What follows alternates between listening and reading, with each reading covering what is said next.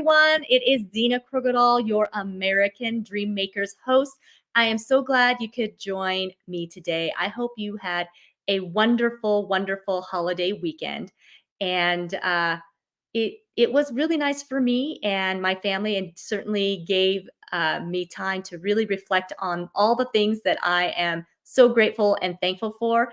And one of the things that I am absolutely grateful for and thankful for are my veterans who have served our country so well in just in my lifetime and before my lifetime. But I have a very special guest this morning, and he is absolutely, I consider, a hero for me. And the reason is he served in Vietnam. And, you know, without his service, I certainly wouldn't be here on the show with you. So I want to introduce to you Clyde Meade, and he joined the Navy in 1971 and served until 2004. And he actually served on 12 different Navy vessels. He enlisted in the officer program and retired as a lieutenant commander. And he is the past president of the Northern Arizona chapter, Military Officers Association of America. So he also is a member of Arizona Veterans Hall of Fame. And boy, oh boy, are you in for a treat today, because he is a fantastic guy, all around, just all around, I think, American hero. So here he is. Hi, Clyde. How are you? Good morning. I'm fine. Zena, how are you? I'm doing well. Thank you so much for being here. How were your holidays? Oh, very nice. Very quiet. Our children are out of town, so it's just the wife and I and the dog, and that's kind of where it was. And we made do with what we had, and enjoyed it. That's great. So the dog got some good food too. Oh, yes, he does. That's great. Do you cook for your dog every day? Actually, we don't cook for him. It's the stuff. How fast can you open the box and the can? So, but he's one of these that he doesn't have to run to the bowl to eat. He knows the food's there, and when he's ready, he goes eats. So, Oh, that's great. That's great. I only ask because I know some people who actually cook for their dogs every day, and I think, mhm. wow, that's I don't even cook for my husband every day. So No, nope, nope. He gets dog food, so he's good. he's good. Oh, absolutely. Absolutely. He's good. So I just want to, just kind of let the viewers know that if you are on here today, uh, please let us know that you're here. Let us know who you are. Sometimes it shows up Facebook user, so I don't always know who you are, but I've got somebody who says, thank you for your service, Clyde. Absolutely. Thank you for your service.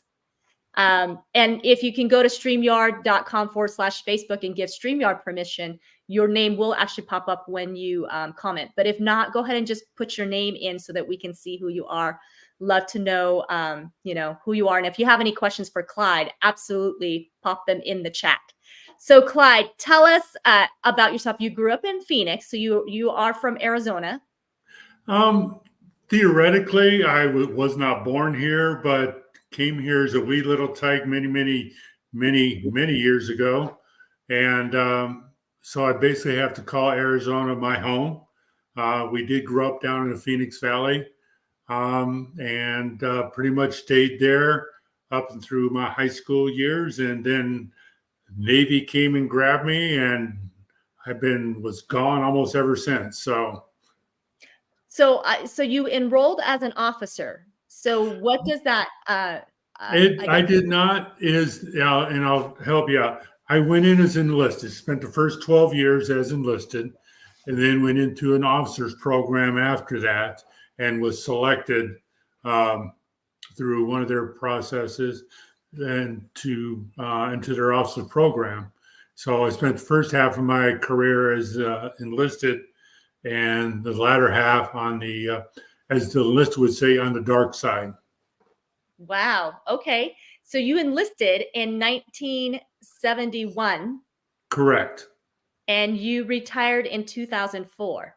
That's correct also. Wow. So that is a long span career. in the It Navy. is, and it's one of those things that there was broken. I did get out for a couple of years to go to school, but at the same time, it's been pretty much nonstop, and it's just one of those things that just like any other profession, and I'm not going to say the military or Navy is a job. It's more of a calling, if that makes any sense. Because what we do it can't compare to a 9 to 5 job out there, Monday through Friday, home on the weekends, etc. It's you have to, in my opinion, you have to believe in what you do and why you do it. And I was very fortunate, had a wife, still have, that supported me through all this. And it's, like any other profession, it has ups and downs. But at the same time, it was one of those things that things fell into place. I enjoyed doing what I was doing. And the rest is history. That's awesome. Hi, Lynn. Thanks for being here. Oh, Lynn says thank you for your service, Clyde. So thank Thank you, you. Lynn. So 12 ships. You were on 12 vessels? Correct. That's a lot of vessels. It is. It's one of those things in the especially when the officer side of the house, you change almost every 2 years. So it's a habit my wife and I are trying to break, hopefully, that we're not moving every 2 years. But no, my first part of the career, I started off on the destroyers, the small boys, and went from there to the amphibious side of the house, working with the Marines. And then my latter part, ships-wise, was all your auxiliary ships, which is your supply ships, basically your Kmart, Walmarts on afloat, and gas station out on the ocean. So, wow. So 1971 was during the Vietnam War. Yes, ma'am. And so you went to training, basic training, and you got shipped off to Vietnam. Yes, on board ship, but I'm going to say it was shipboard, but we still had, as the Navy said, blue water side. We still had our things to do. We were the only ship that was ever bombed by MiG over there in Vietnam. Wow. Very fortunate that we did have casualties, but nothing that we didn't lose anybody. There was injuries involved, but we were one of the only ship actually that was ever bombed over there during that conflict. So, wow, that had to have been something else. So that was pretty close to after you had arrived to Vietnam? I can tell you the exact date, April 19th, 1972. Don't ask me why I remember the date, but it's a very impactful day, let's put it that way. Oh, I would imagine so. Getting bombed and a year after you've enlisted had to have been very, very surreal, Yes. to say the least. I'm sure there's words that don't really quite describe. No, and it is hard to describe sometimes, especially, and I'm not trying to be to people who have never been through it, but the idea of being in a conflict battle is not something I would wish or dream on anyone. So, but Yeah. that's the price we signed up for. So, and this is why veterans like you are so special to my heart, Clyde, is because you went to another country and you fought, and you talked earlier about that it was your mission and you felt like it was a calling.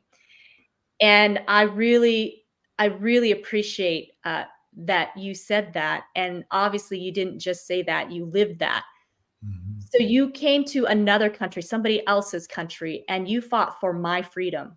I wasn't even a citizen. My family wasn't even citizens of the United States. We were citizens of another country, and yet you came over and you fought with all of your might. You and your comrades all came over and sacrificed a lot for people who didn't even know you and you didn't know them. And so that's why Vietnam vets are so special to my heart, because you came and fought. And many, well, let's face it, many Vietnam vets didn't even volunteer, right? Many of them were drafted. No. And, and I have to say, the draft was still going on when I enlisted. In fact, I was a number 6 on that list, but chose to go Navy, and a lot of it had to do. I had an uncle who was in the Navy before me, so I was kind of my kind of calling to go that way. So Keeping the tradition. There you go. Yeah. Well, the Navy was very, very important in the war, as all of the branches that came over. So there was not one there was not one that was less important than the other. And so one of the things, that that I belong to an association called Veterans Association of Real Estate Professionals, and the Blue Water Navy Bill Act that was passed, just a few years ago.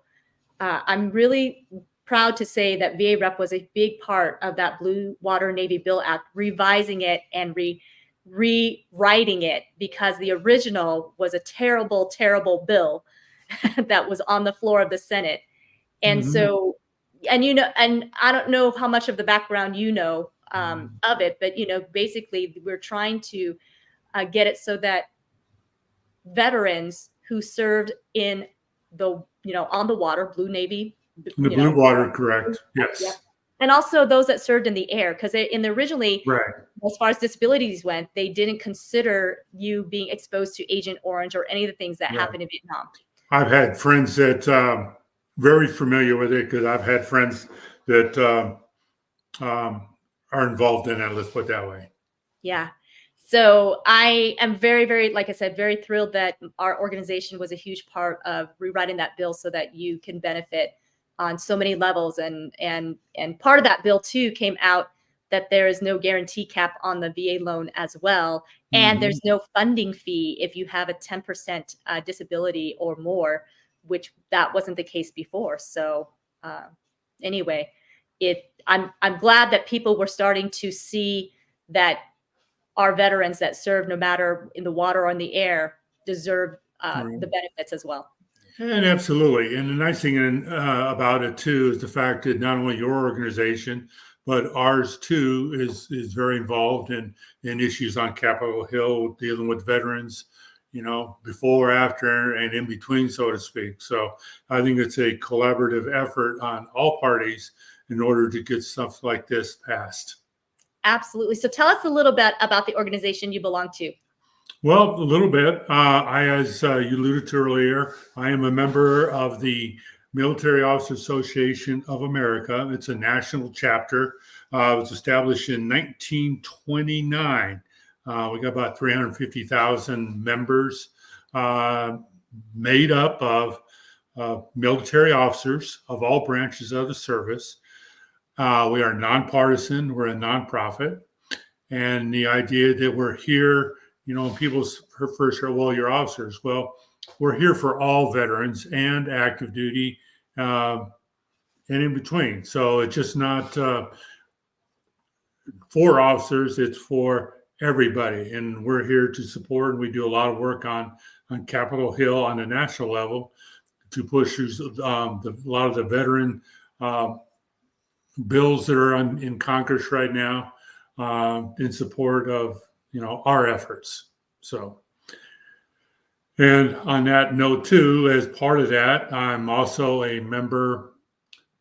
They kind of break it down to each state has chapters, and there's 8 chapters in the state of Arizona, or 10 chapters, I'm sorry, in the state of Arizona, and I'm to be one of them, Northern Arizona chapter, which kind of cover the quadrant, kind of the Prescott, Yavapai County, all the way over to Show and into Lake Havasu area, kind of that midstream. That's our kind of our ground area that we kind of cover, and we do what we can to assist and help with veterans. We do a lot with the scholarships for Embry-Riddle. They have 2 ROTC programs over there that we support with them. 3 high schools, junior ROTC programs we support. One over Mojave, the other at Bradshaw Mountain and Prescott High School. One Air Force, one Army. Like I said, we support them all. And other than that, we do what we can to help out and assist. We do a lot of work with, I think you're familiar with U.S. vets, helping out not only with their stand down, but year round on different events that they have going. And other than that, just we do what we can. Wow. Well, thank you so much for your continued service. So that is amazing. And I know when you take that oath, your oath never expires, and you absolutely demonstrate that you have a heart of service. So thank you. And and you're right. And it's one of those things as and I got to say, this is a team effort. My wife is part of the team. I couldn't do a lot of things I do without her, so I have to give her a little shot here too. That I don't have a problem. We don't have a problem paying it forward, so to speak. Our military was good to us, and at the same time, I'd like to see that the newer generations coming up here have the opportunity to do what they can and what we can do to help them get on those roads. That's what we're here for.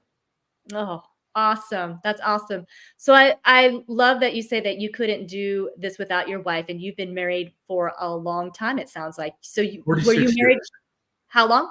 46. 46 years. Wow, Mm-hmm. that's awesome. So you got married after you came back from Vietnam? Yes. Yeah, I did my first 4 years, and I met her afterwards, and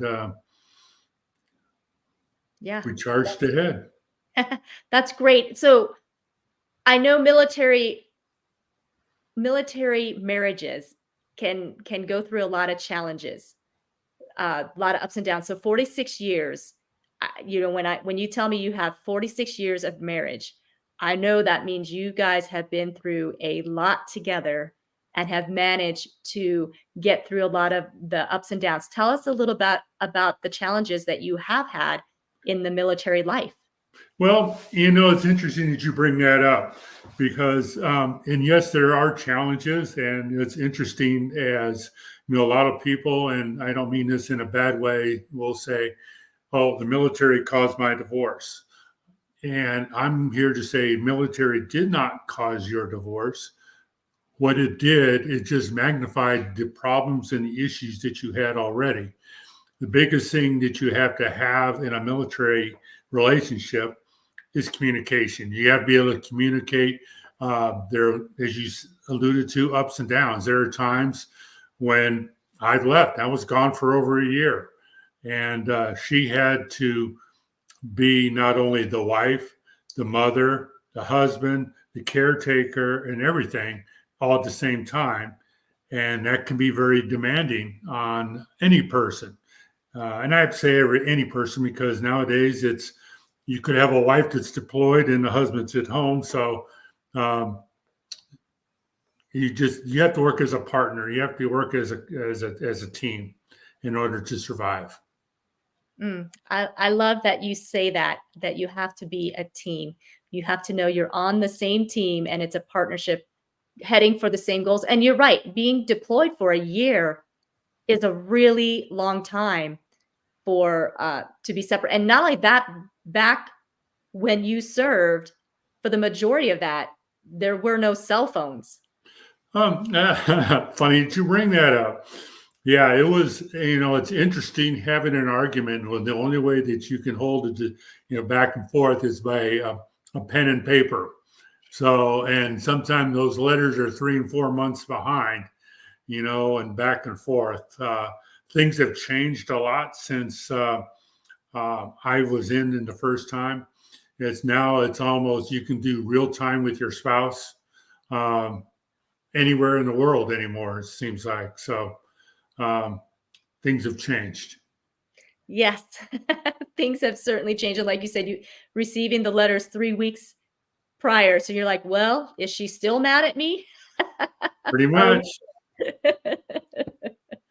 Yeah, that and for the younger generation, it's hard for them to imagine life without this instant communication because I know for my children, pretty much their entire life, the internet was around and cell phones Hmm. were about and so when I talk about, back in the day, we had to schedule when we were going to call our friends and sometimes even when we called our friends, they weren't available or we couldn't call our friends at the scheduled time because our parents were on the phone line. So you didn't always get to immediately find out, if we're going to be able to get together tomorrow or not. Right. So, Oh, I hear you. yeah, yeah. So, and especially being on a Navy ship too, that I think would be the communication at that time would have been even more challenging because you're on a ship, so you have to get your. I mean, how do you get your mail? Do they fly it Well, in? it's a good, the thing is back in the day is in fact one of our big days was mail call on the ship, obviously, but it was one of those things where, as you said, mail would be 2 or 3 weeks behind. So a person, your spouse would write a letter, it would go to the post office there at closest military base, basically. They bag it all up, and then they normally goes to it flies out to a carrier from a carrier because most times you deploy, you're with a carrier. And then when they get the mail there, then they ferry it over via helicopter or other means to the separate ships. And they drop, those 2, 3, 4, maybe more bags of mail on the ship. You have a person on board who's responsible for sorting and divvying them up. And then we anxiously wait to see if we get one of those letters. Wow, wow, that's quite a process. And Well, nowadays, you pick up the phone, you can do FaceTime with your spouse on the other side for the most part, unless you're in an area where you're locked out. So yeah. big change. Big change. And I think that's good. And hopefully that means that's better for the relationships because the communication's better. So, Well, yes and no. I'm going to say communication is there regardless, one way or the other. It's just how you deal with it and how you handle it. Um, because just even if you had that instant thing, doesn't necessarily make it. I don't want to say doesn't make it better, but at the same time doesn't make it worse either. well, Does that's that a make good sense? point. Yeah, that's a good point.